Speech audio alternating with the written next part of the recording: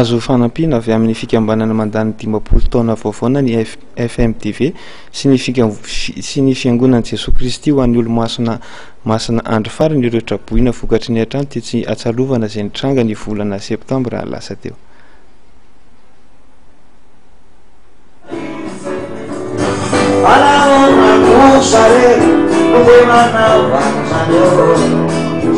Tao anaty lanonana nentina nankalazana ny fahadimy taona ny orenan'ilay hitrany fisakafoanana le Kombava etsy Ambohidahy-Ambohimanarina ny farany herinandro lasa teo. Voromaro namaly ny antso mikarakara ireo mpanjifa mahafatra fo nanatrika izany lanonana izany, tsy nanafina ny fanfapony ny tompon'andraikitry nisy le Kombava.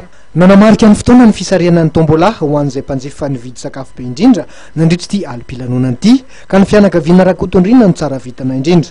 Mpiara-piombinatoka amin'ny groupement TV le Kombava amin'ny fikarakarana ilay fahandarana cuisine naka ireo mpifaninana araka izany nisy chef Manjaka. Nitarika Anjoary no nanentana ny lanonana tamin'ny alalandreo iran-kafizin'ny be sy ny maro.